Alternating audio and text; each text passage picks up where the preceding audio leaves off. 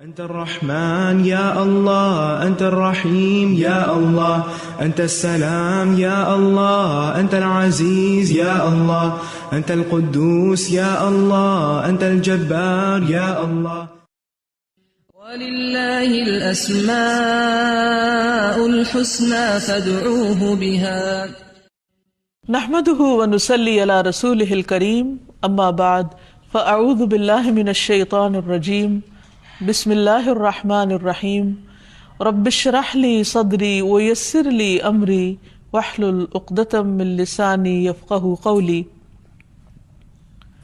ناظرین، پروگرام اللہ کے خوبصورت نام کے ساتھ آپ کی خدمت میں حاضر ہیں. آج ہم اللہ سبحانہ وتعالیٰ کے نام البارئ کے بارے میں بات کریں گے. قرآن مجید میں اللہ تعالیٰ فرماتے ہیں هو اللہ الخالق البارئ المصور. وہ اللہ جو الخالق ہے، البارئ ہے، المصور ہے. الخالق پیدا کرنے والا، اور البارئ کا مطلب ہے ٹھیک ٹھیک پیدا کرنے والا، چیزوں کو ان کے تقاضے کے مطابق تخلیق کرنے والا، ان کو وجود میں لانے والا. اس نے اپنی ہر مخلوق کی ہر جنس کو دوسری سے فرق پیدا کیا ہے، اور ہر مخلوق کو وہی صورت دی ہے جو اس کے لائق تھی. مثلاً کسی بھی پھل کو، کسی بھی چیز کو آپ رکھ کر دیکھیں اپنے سامنے، اور پھر سوچیں کہ کیا اس کا سائز اس سے بڑا ہونا چاہیے تھا یا اس سے چھوٹا. اور آپ جتنا بھی اس پر غور کریں تو نتیجتاً اسی چیز پر پہنچیں گے کہ جو اللہ نے بنایا وہی زیادہ بہتر ہے. اسی طرح کچھ پھلوں کو اس نے درختوں پر پیدا کیا اور کچھ کو زمین پر. مثلاً تربوز جو ایک بڑا پھل ہے، وہ زمین کی بیلوں میں پیدا ہوتا ہے. اس کے برعکس مالٹا، انار وغیرہ درختوں پر ہے جو ہلکے پھل ہیں. تو اللہ سبحانہ وتعالیٰ کو زیادہ معلوم تھا کہ کون سی چیز کس رنگ میں، کس شکل میں، کس سائز میں، کب، کس موسم میں، کس علاقے میں پیدا ہونی چاہیے. یہ ساری پلاننگ اسی کی ہے. پھر اسی طرح اللہ سبحانہ وتعالیٰ البارئ ہے. بارئ کا مطلب برات والا، یعنی جو ہر نقص اور عیب سے پاک ہے اور دوسروں کو بھی پاک کرنے والا ہے. وہ بیماروں کو بیماری اور آزمائش سے نجات دینے والا ہے، اور اسی طرح دوسروں کے غم، دکھ اور تکلیفیں دور کرنے والا ہے. ہر عیب مذمت سے پاک ہے اور پاک کرنے والا بھی ہے، نجات دینے والا بھی ہے. پھر اسی طرح اللہ سبحانہ وتعالی مختلف چیزوں کو ایسی کیفیت پر، ایسے طریقے سے گھڑتا ہے کہ جو اپنی شیپ اور اپنی ساخت کے اعتبار سے بھی بہت خوبصورت ہیں. تو اللہ سبحانہ وتعالی جو الخالق، البارئ اور المصور ہے، اللہ کی یہ صفت قرآن مجید کے علاوہ حدیث میں بھی بیان ہوئی ہے. زر رضی اللہ عنہ سے مروی ہے، انہوں نے کہا کہ علی رضی اللہ عنہ نے فرمایا والذی فلق الحبۃ وبرأ النسمۃ، قسم ہے اس ذات کی جس نے دانے کو پھاڑا اور جس نے جان بنائی، یعنی روح پیدا کی. رسول اللہ صلی اللہ علیہ وسلم نے مجھ سے عہد کیا تھا کہ مجھ سے مومن ہی محبت کرے گا اور مجھ سے منافق بغض رکھے گا. یعنی حضرت علی رضی اللہ تعالیٰ عنہ کے بارے میں فرمایا کہ جو مومن ہوگا وہی ان سے محبت کرے گا. تو بہرحال حضرت علی کی اس روایت میں برا کا لفظ آتا ہے کہ اللہ سبحانہ وتعالیٰ ہی نے روح کو پیدا کیا، جان کو پیدا کیا. یہ اللہ سبحانہ وتعالیٰ کا ایک صفاتی نام ہے، اور اس کے مختلف دلائل ہمارے سامنے موجود ہیں. سب سے پہلی بات تو یہ کہ اللہ سبحانہ وتعالیٰ ہر نقص اور ہر عیب سے پاک ہے. قرآن مجید میں آتا ہے لیس کمثلہ شیء وہو السمیع البصیر. اس جیسی کوئی چیز نہیں، وہ سننے والا ہے، دیکھنے والا ہے. یعنی جتنی بھی اس کی تخلیق ہے، اس میں جہاں فائدے ہیں وہاں کوئی نہ کوئی نقص بھی نکل آتا ہے.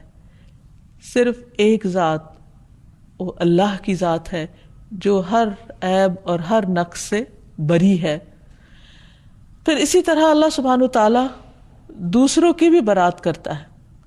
موسیٰ علیہ السلام پر بنی اسرائیل نے ایک الزام لگا دیا تھا کہ ان کے جسم میں کوئی نقص ہے، عیب ہے، اسی لیے وہ ہر وقت بہت اپنے آپ کو لپیٹ اوڑھ کر رکھتے ہیں، پردے میں رہتے ہیں. تو اللہ تعالیٰ نے ایک ایسی صورت پیدا کر دی کہ جس سے ان کے اس الزام کو ان سے دور کر دیا گیا، اور اس کا سبب پیدا کرنے والا بھی اللہ سبحانہ وتعالیٰ ہے۔ قرآن مجید میں آتا ہے یا ایھا الذین آمنوا لا تکونوا کالذین آذوا موسیٰ فبرأہ اللہ مما قالوا وکان عند اللہ وجیہا، اے لوگو جو ایمان لائے ہو ان لوگوں کی طرح نہ ہو جاؤ جنہوں نے موسیٰ علیہ السلام کو تکلیف دی، یعنی بنی اسرائیل کی طرح نہیں جنہوں نے اپنے پیغمبر کو تکلیف دی، تم اپنے پیغمبر کو تکلیف مت دینا۔ تو اللہ تعالیٰ نے انہیں اس سے پاک ثابت کر دیا۔ تو یہ البارئ کا معنی کیا ہے کہ وہ برات کرنے والا ہے اپنے بندوں کی جن سے وہ محبت کرتا ہے اور جن کے اوپر ضد یا حسد کی وجہ سے الزام لگا دیے جاتے ہیں۔ پھر اسی طرح اللہ سبحانہ وتعالی مریض کو بھی پاک کرنے والا ہے۔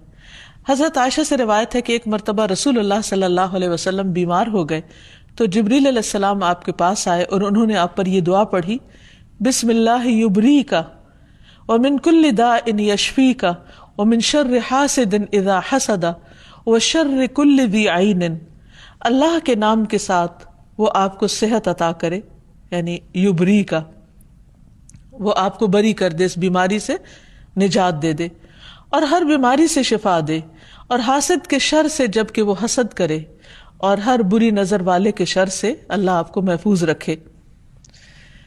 پھر یہ ہے کہ اللہ سبحانہ وتعالیٰ نے جو چیز پیدا کی وہ جس مقصد کے لیے پیدا کی اس چیز نے اس مقصد کو خوب پورا کیا۔ تو ابرا کا معنی ہوتا ہے کسی چیز کو جس غرض و غایت سے بنایا جائے، جس مقصد کے تحت بنایا جائے وہ اس کے لائق بھی ہو۔ تو اللہ سبحانہ وتعالیٰ نے جو چیزیں بھی بنائی، جس کام کے لیے بنائی، وہ ان کا مقصد اچھی طرح پورا کرتی ہیں۔ مثلا پانی کو پیاس بجھانے کا ذریعہ بنایا، اور قرآن مجید کا اس کا ذکر بھی فرمایا۔ اللہ سبحانہ وتعالیٰ جو البارئ ہے، تو ہمیں اس کے اس نام سے یہ بھی پتہ چلتا ہے کہ اس نے جو کچھ تخلیق کیا، جو کچھ بنایا، اسے جس غرض یا جس مقصد کے لیے بنایا اس کے بالکل موافق ہی بنایا، یعنی جس بھی چیز کو بنایا اس کو جس کام کے لیے بنایا وہ اپنا کام پوری طرح ادا کر رہی ہے۔ مثلا پانی کو پیاس بجھانے کا ذریعہ بنایا۔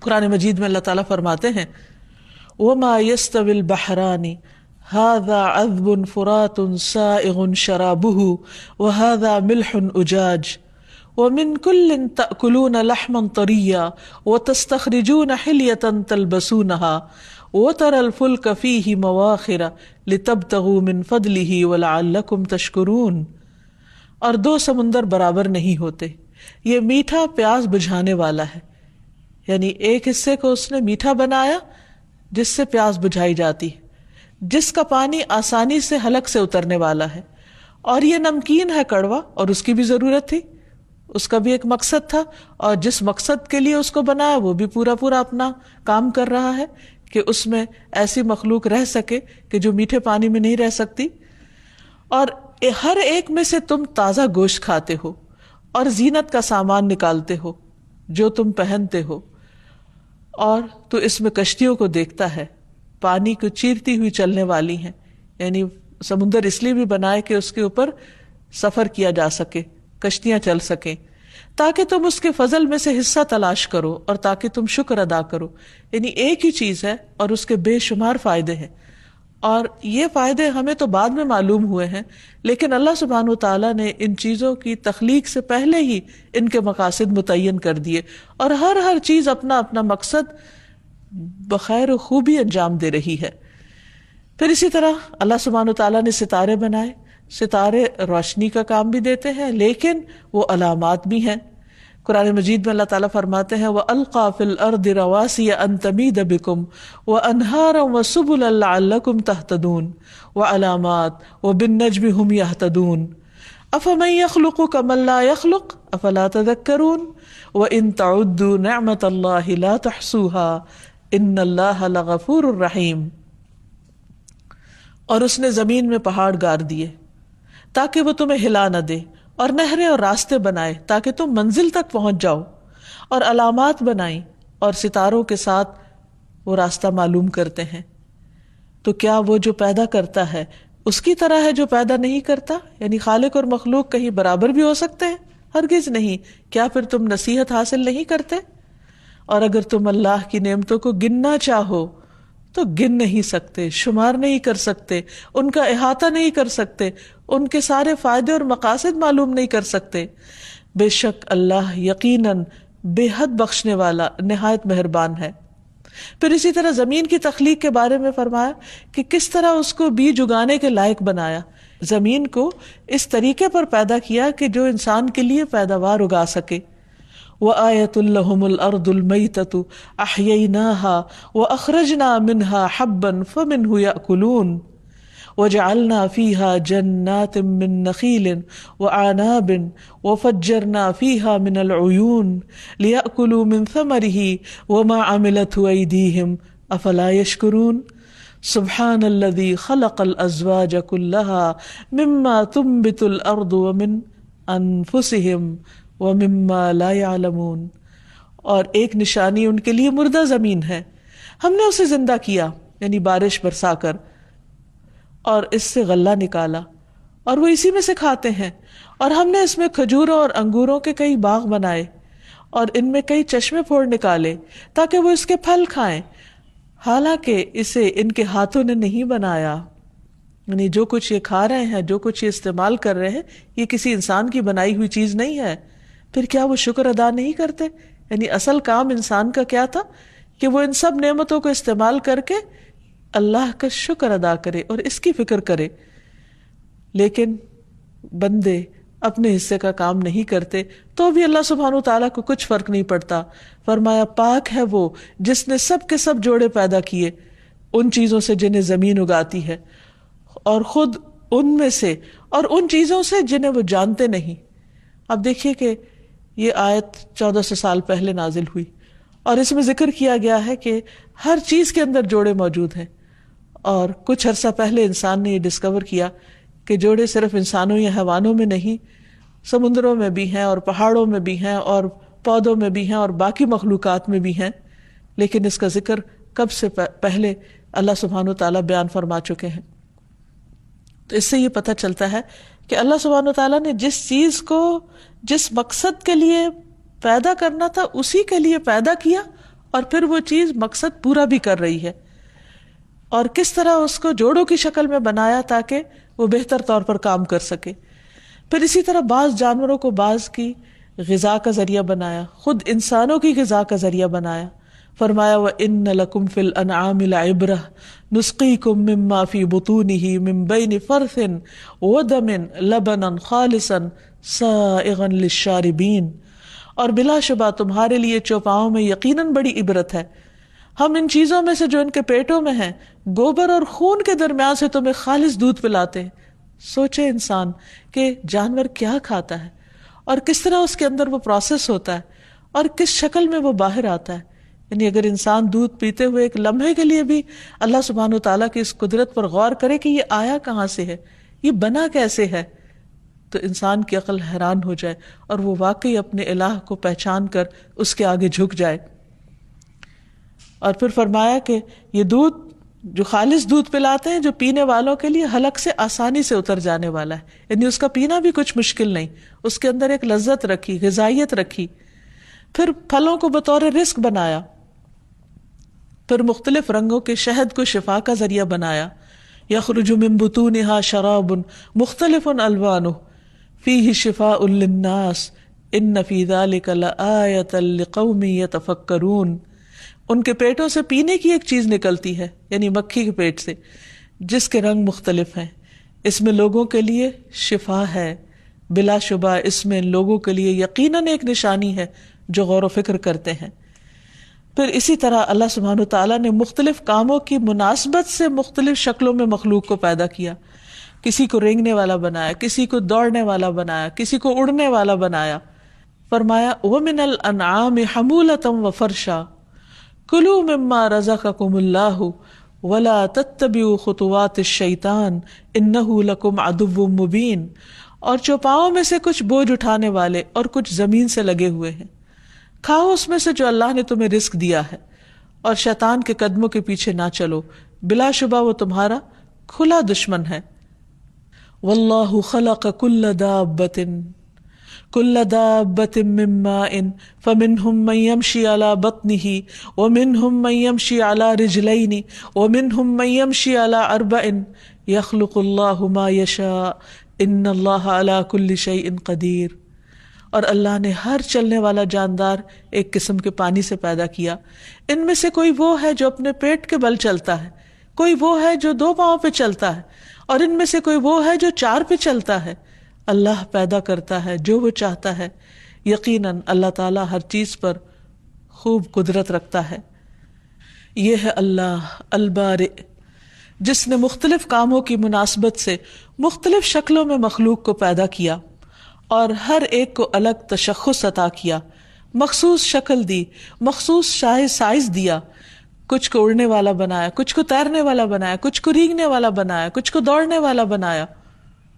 یہ سب کچھ اللہ رب العزت ہی کی تقسیم ہے، اور جیسی اس کی پروگرامنگ تھی اس کے مطابق اس نے ہر چیز کو وجود عطا کیا. اللہ سبحانہ و تعالیٰ ان تمام چیزوں پر غور و فکر کی دعوت بھی دیتے ہیں. اللہ تعالیٰ فرماتے ہیں افلا ينظرون الى الابل کیف خلقت، کیا وہ اونٹوں کی طرف نہیں دیکھتے کہ وہ کیسے پیدا کیے گئے؟ یعنی اللہ سبحانہ و تعالیٰ کی قدرت پر غور تو کریں. وَإِلَى السَّمَاءِ كَيْفَ رُفِعَتْ، آسمان کی طرف نہیں دیکھتے کہ کیسے وہ بلند کیا گیا. وَإِلَى الْجِبَالِ كَيْفَ نُصِبَتْ، اور پہاڑوں کی طرف نہیں دیکھتے کہ کس طرح وہ نصب کیے گئے، کہ پہاڑ میخوں کی طرح، کیلوں کی طرح زمین کے اندر گاڑ دیے گئے، جن کے 2 حصے زمین کے اندر ہیں اور ایک حصہ باہر ہے، اور اس سے زمین کو تھام لیا گیا کہ وہ انسانوں کو لے کر لڑھک نہ جائے، اور زمین پر ایک اس کی وجہ سے قرار ہے کہ انسان ہر کام آرام سے کر سکتا ہے. وَإِلَى الْأَرْضِ كَيْفَ سُطِحَتْ، اور یہ زمین کی طرف نہیں دیکھتے کہ کس طرح پھیلا دی گئی، کہ اس پر چلنا پھرنا انسان کے لیے کتنا آسان ہے. پھر اسی طرح آپ دیکھیے کہ جانوروں کے اندر مختلف ان کی اسپیشیز اور ان کے رنگ، نسل، شکل کے فرق کے علاوہ ان میں پھر تھوڑے تھوڑے فرق کے ساتھ مختلف چیزیں بھی پیدا کی. اللہ سبحانہ وتعالیٰ نے ہر جانور کا الگ مقصد بھی بنایا، اور صرف ایک نہیں، ایک ہی جانور کے کئی کئی فائدے ہمیں عطا کیے. فرمایا وَالْأَنْعَامَ خَلَقَهَا لَكُمْ فِيهَا دِفْءٌ وَمَنَافِعُ وَمِنْهَا تَأْكُلُونَ وَلَكُمْ فِيهَا جَمَالٌ حِينَ تُرِيحُونَ وَحِينَ تَسْرَحُونَ وَتَحْمِلُ أَثْقَالَكُمْ إِلَى بَلَدٍ لَمْ تَكُونُوا بَالِغِيهِ إِلَّا بِشِقِّ الْأَنفُسِ إِنَّ رَبَّكُمْ لَرَؤُوفٌ رَحِيمٌ وَالْخَيْلَ وَالْبِغَالَ وَالْحَمِيرَ لِتَرْكَبُوهَا وَزِينَةً وَيَخْلُقُ مَا لَا تَعْلَمُونَ. اور چوپائے اس نے انہیں پیدا کیا. یعنی ایک چوپایا جو ہے یا ایک مویشی جانور جو ہے وہ بظاہر دیکھنے میں ایک جانور ہے، لیکن کتنے ہیں اس کے فائدے؟ تمہارے لیے ان میں گرمی حاصل کرنے کا سامان ہے، یعنی ان کی وول سے تم فائدہ اٹھاتے ہو، اور بھی بہت سے فائدے ہیں، ان سے تم کھاتے بھی ہو، یعنی ان کا دودھ وغیرہ پیتے ہو، اور پھر ان کا گوشت بھی، اور تمہارے لیے ان میں جمال ہے، خوبصورتی بھی ہے. جب تم انہیں شام کو چرا کے واپس لاتے ہو ڈھلتے سایوں میں، اور صبح جب لے کر جاتے ہو تو دور سے دیکھ کر ان کا چلنا بھی تمہیں ایک رونق بخشتا ہے، تمہارے دل کو خوش کرتا ہے. اور پھر وہ تمہارے بوجھ ایک شہر سے اٹھا کر دوسرے تک لے جاتے ہیں، جسے تم مشقت کے بغیر خود وہاں تک پہنچنے والے نہ تھے. یہ سب کچھ اللہ سبحانہ وتعالیٰ کی رحمت ہے. فرمایا ان ربکم لرؤوف الرحیم، تمہارا رب بہت ہی شفقت کرنے والا مہربان ہے. اور پھر مزید فرمایا کہ اس نے تمہارے لیے گھوڑے اور خچر اور گدھے سے تمہارے لیے پیدا کیے تاکہ تم ان پہ سواری کر سکو. اب آپ دیکھیے 3 جانور ایک دوسرے سے ملتے جلتے ہیں، لیکن تینوں کا الگ الگ کام ہے. گھوڑے کا اپنا کام ہے، خچر کا الگ اور گدھے کا الگ. اللہ سبحانہ وتعالیٰ چاہتے تھے تینوں کا ایک ہی بنا دیتے، لیکن وہ سب کام نہیں کر سکتے تھے. جو کام گدھا کر سکتا ہے وہ گھوڑا نہیں کر سکتا، اور جو کام گھوڑا کرتا ہے یا خچر کرتا ہے وہ گدھا نہیں کر سکتا. کسی کا سائز چھوٹا ہے، کسی کا بڑا ہے، کوئی تیز رفتار ہے، کوئی آہستہ چلتا ہے. تو یہ سب کچھ کس نے پلان کیا؟ کون جانتا تھا کہ انسان کو اپنے کاموں کے لیے کیسی کیسی سواریوں کی ضرورت ہوگی؟ اور پھر ساتھ ہی فرمایا کہ تم ان پہ سوار ہو اور زینت بھی ہے، یعنی ان میں خوبصورتی بھی ہے، تمہارا دل بھی خوش ہوتا ہے ان کو دیکھ کر. اور وہ کچھ پیدا کرے گا جو تم نہیں جانتے، یعنی آئندہ بھی وہ پیدا کرتا رہے گا. اور حقیقت یہ کہ سواریوں کی مختلف قسمیں جو آج انسان دیکھ رہا ہے چند سو سال پہلے انسانوں کے علم میں نہ تھی، اور آئندہ بھی معلوم نہیں کیا کچھ اللہ تعالیٰ پیدا کرنے والا ہے. پھر اسی طرح جب انسان کو اللہ سبحانہ وتعالیٰ کی اس صفت پر یقین ہو جائے، ایمان ہو جائے، تو انسان کو چاہیے کہ پھر اپنے رب سے دعا بھی کرے، کیونکہ وَلِلَّهِ الْأَسْمَاءُ الْحُسْنَى فَادْعُوهُ بِهَا، اللہ کے ہیں اچھے اچھے نام، انہیں ان ناموں کے ذریعے پکارو.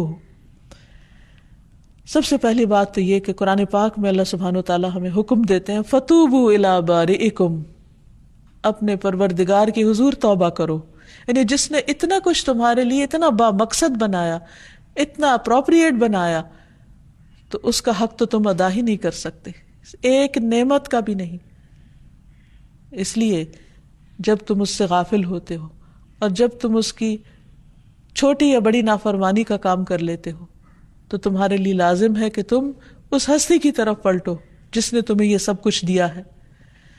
پھر اسی طرح رسول اللہ صلی اللہ علیہ وسلم نے حفاظت کے لیے ایک بہت ہی خوبصورت دعا سکھائی، اعوذ بکلمات اللہ التامات اللتی لا یجاوزہن بر ولا فاجر من شر ما خلق وذرأ وبرأ. یہاں بھی برأ یعنی البارئ کی صفت کا ذکر ہے. ومن شر ما ينزل من السماء ومن شر ما يعرج فيها ومن شر ما ذرأ في الأرض ومن شر ما يخرج منها ومن شر فتن الليل والنهار ومن شر كل طارق إلا طارقا يطرق بخير يا رحمن. اس کا معنی ہے کہ میں اللہ تعالیٰ کے ان تمام کلمات کے ساتھ پناہ چاہتا ہوں جن سے آگے نہ تو کوئی نیک اور نہ ہی کوئی برا شخص بڑھ سکتا ہے. یعنی یہ کلمات اس کے شر کو روک دیں گے، ہر اس چیز کے شر سے جس کو اللہ نے بنایا، پیدا کیا اور پھیلایا، اور ہر اس چیز کے شر سے جو آسمان سے اترتی ہے یا جو اس میں چڑھتی ہے، اور اس چیز کے شر سے جسے اس نے زمین میں پیدا کیا، اور اس چیز کے شر سے جو زمین سے نکلتی ہے، اور رات اور دن کے فتنوں کے شر سے، اور رات کو آنے والے کے شر سے، سوائے اس کے جو خیر کا باعث ہو، اے رحم فرمانے والے.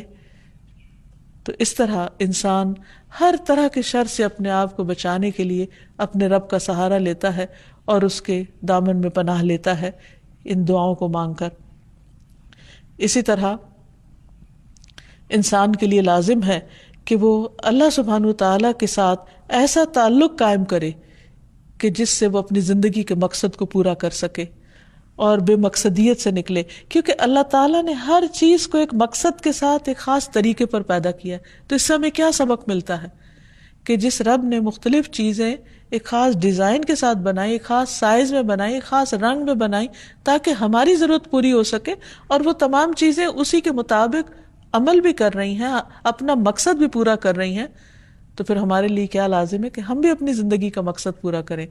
اور وہ کیا ہے کہ اللہ کے حق کو سب کے حقوق پر زیادہ ترجیح دیں، اللہ سبحانہ تعالیٰ کے آگے جھک جائیں، اس کے ساتھ ایک گہرا تعلق قائم کریں، اور جب اس کی نعمتوں کو دیکھیں، اس کی تخلیق کو دیکھیں تو یا بارئ پکار اٹھیں.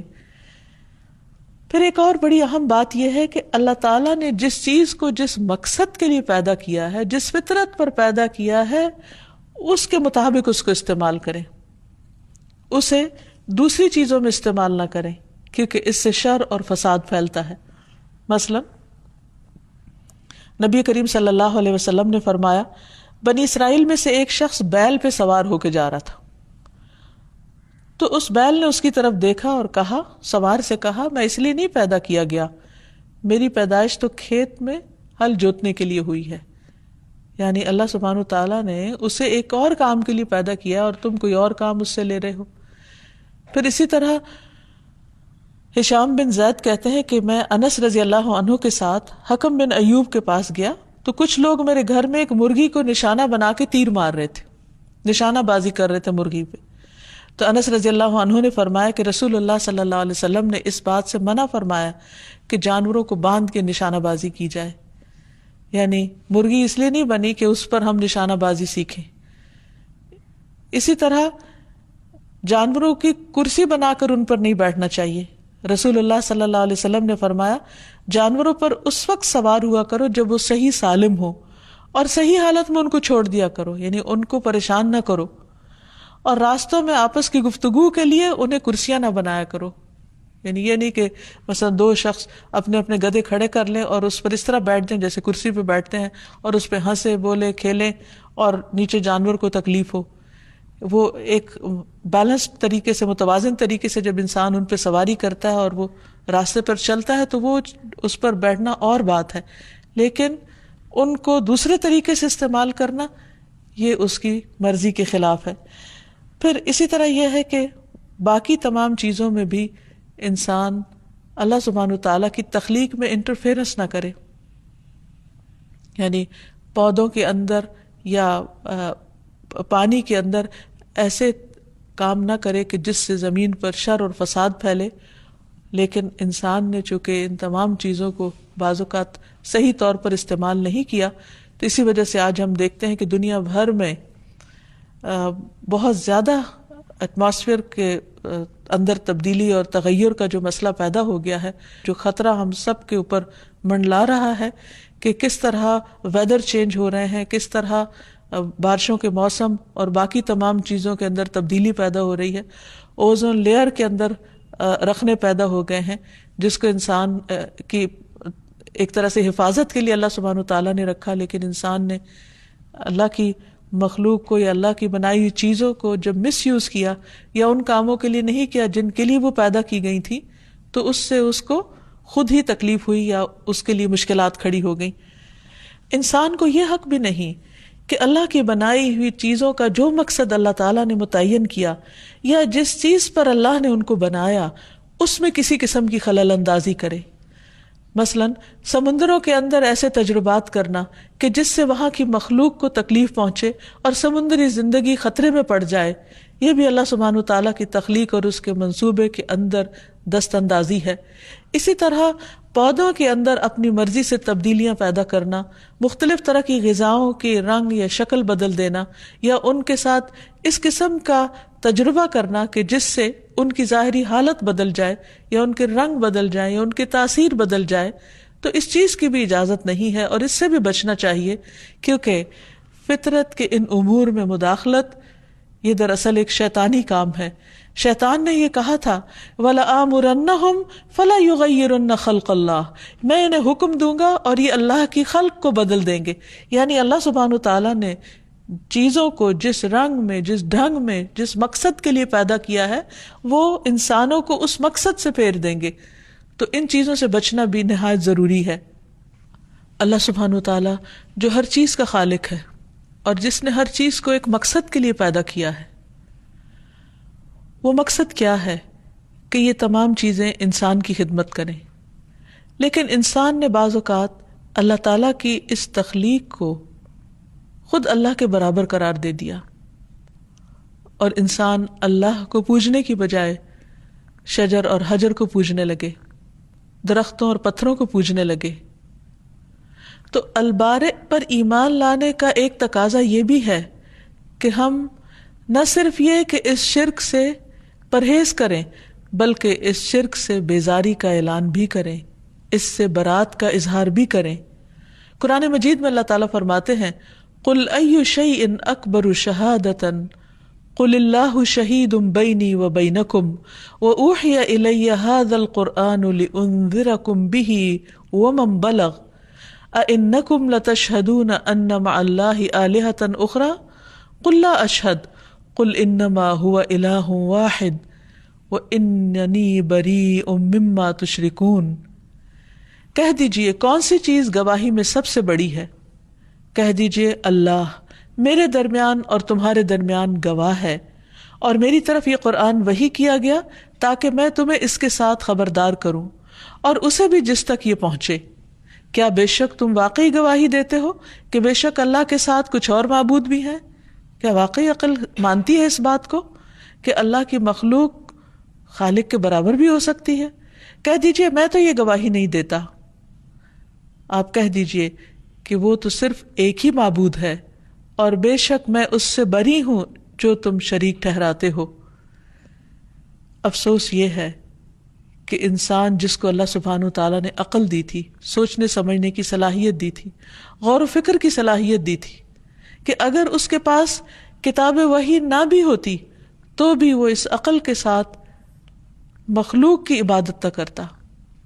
لیکن جب انسان اس درجے پر اتر آتا ہے تو اللہ سبحانہ تعالیٰ اس چیز کو، اس سے برات کا اعلان کرتے ہیں، اس سے بیزاری کا اظہار کرتے ہیں، اور اپنے حبیب محمد صلی اللہ علیہ وسلم کو بھی اس بات کا حکم دیتے ہیں کہ آپ بھی اعلان کر دیجئے کہ میں اس سے بری ہوں جو بھی تم اللہ کا کسی کو شریک بناتے ہو. پھر اسی طرح اللہ سبحانہ تعالیٰ کی دی گئی خبروں میں شک کرنے سے بھی برات کا اعلان کرنا چاہیے. ہر اس شک اور شبہ سے بری ہونا چاہیے جو اللہ تعالیٰ کی دی ہوئی کسی خبر کے مخالف ہو. مثلا اللہ تعالیٰ نے آخرت کے بارے میں بہت ساری ایسی باتیں ہمیں بتائی ہیں کہ جو ابھی ہمارے مشاہدے میں تو نہیں آ سکتی، لیکن وحی کے ذریعے ہمیں ان کی خبر دے دی گئی ہے. مثلا جنت، جہنم، قبر کے اندر جو عذاب، جزا اور سزا ہے، سوال و جواب کا سلسلہ ہے. اسی طرح قیامت کے دن، حشر کے دن کا جو منظر بیان کیا گیا ہے. تو ان تمام چیزوں پر ایمان لانا ہمارے لیے ضروری ہے. اور اگر کوئی ان میں شک کرے تو اس سے برات کا اعلان کرنا چاہیے کہ ہم تمہارا ساتھ نہیں دیتے اور ہم ان چیزوں پر ایمان رکھنے والے ہیں. سورۃ یونس میں اللہ تعالیٰ فرماتے ہیں فَإِن كُنتَ فِي شَكٍّ مِّمَّا أَنزَلْنَا إِلَيْكَ فَاسْأَلِ الَّذِينَ يَقْرَؤُونَ الْكِتَابَ مِن قَبْلِكَ لَقَدْ جَاءَكَ الْحَقُّ مِن رَّبِّكَ فَلَا تَكُونَنَّ مِنَ الْمُمْتَرِينَ. پھر اگر تو اس کے بارے میں کسی شک میں ہے جو ہم نے تیری طرف نازل کیا ہے تو ان لوگوں سے پوچھ لے جو تجھ سے پہلے کتاب پڑھتے ہیں. بلا شبہ یقیناً تیرے پاس تیرے رب کی طرف سے حق آیا ہے، سو تو ہرگز شک کرنے والوں میں سے نہ ہو. یعنی آپ پورا اس پر یقین رکھیں کہ آپ کو جو کچھ بتایا گیا ہے وہ وحی الہی سے ہے اور بالکل درست معلومات پر مبنی ہے. اور آپ ان لوگوں کے ساتھ موافقت مت کیجیے کہ جو ان اخبار کے بارے میں، ان چیزوں کے بارے میں شک کرتے ہیں. رسول اللہ صلی اللہ علیہ وسلم نے فرمایا اللہ عز و جل کے نزدیک سب سے افضل ایمان وہ ہے جس میں کوئی شک نہ ہو. یعنی انسان اللہ تعالیٰ کے بارے میں اور جن چیزوں کے بارے میں اس نے ہمیں بتایا ہے اس کو ہم اس طرح مانے گویا ہماری آنکھوں نے ان سب چیزوں کو دیکھا ہے. اسی طرح کچھ ایسی چیزیں ہیں کہ جن کو ماننا ہمارے ایمان کا حصہ ہے. مثلا تقدیر ہے، تو اگر کوئی شخص تقدیر کو نہ مانے تو یہ بات بھی درست نہیں، اور تقدیر کے منکر سے بھی بری ہونا ضروری ہے. یحییٰ ابن یعمر فرماتے ہیں کہ جس شخص نے سب سے پہلے تقدیر کے مسئلے میں گفتگو کی یعنی انکار کیا وہ بصرہ کا معبد الجہنی تھا. بس میں اور حمید بن عبد الرحمن حمیری حج یا عمرے کے ارادے سے نکلے.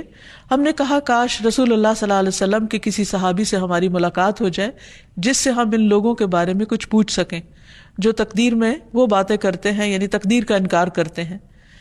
تو اللہ کا کرنا ایسا ہوا کہ عبداللہ بن عمر رضی اللہ عنہ مسجد میں داخل ہوئے اور ہم نے ان کو دیکھ لیا. تو میں نے اور میرے ساتھی نے انہیں اپنے درمیان کر لیا، یعنی ایک طرف میں ہو گیا، دوسری طرف میرے ساتھی ہو گئے اور وہ بیچ میں تھے.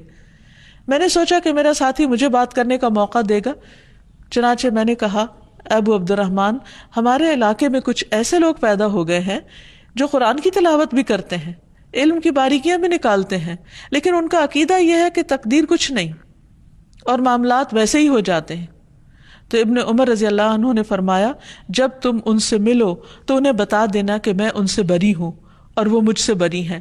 یعنی جو شخص ایمان کے جو بیسک پلرز ہیں ان میں سے اگر کسی ایک پلر کا بھی انکار کرتا ہے تو اس کی موافقت نہیں کرنی چاہیے، کیونکہ یہ البارئ پر ایمان کے منافی ہوگا.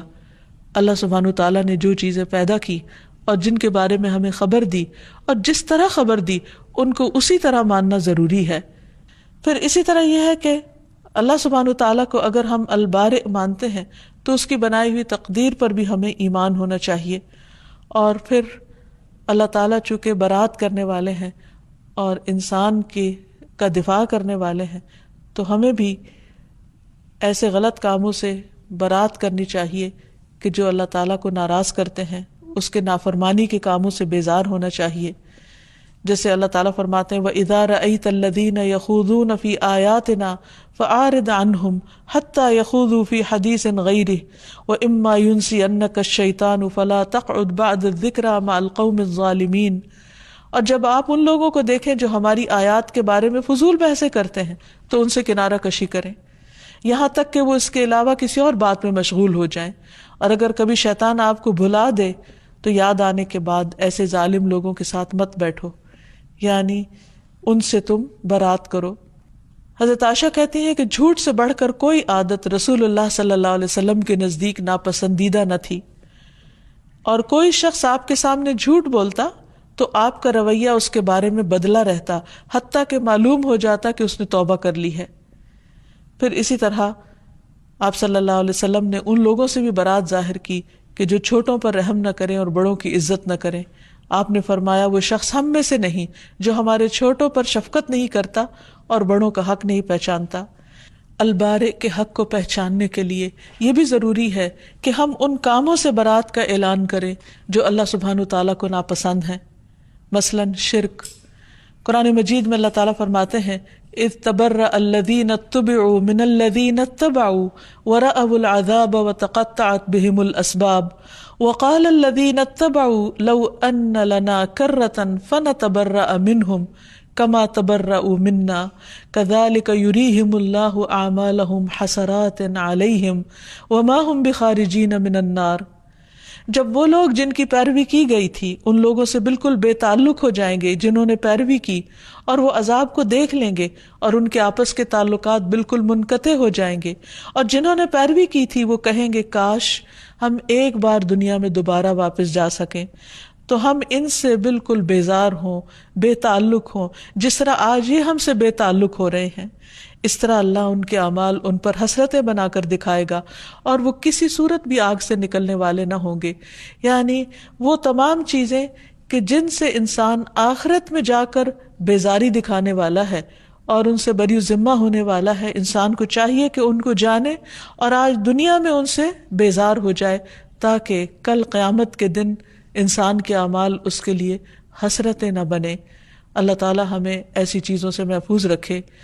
اللہ تعالی ہمیں اپنا حق پہچاننے والا بنائے اور جن چیزوں کو اس نے جس مقصد کے لیے پیدا کیا ہے اس مقصد میں ہی ہم استعمال کریں. اللہ سبحانہ وتعالی ہمیں بہترین ایمان عطا فرمائے. وآخر دعوانا ان الحمد للہ رب العالمین. أنت القاهر يا الله، أنت الحسيب يا الله، أنت الشافي يا الله، أنت المبين يا الله، أنت الوكيل يا الله، أنت القيوم يا الله، أنت المتين يا الله، أنت السبوح يا الله. لا إله إلا الله محمد رسول الله، لا إله إلا الله محمد رسول الله.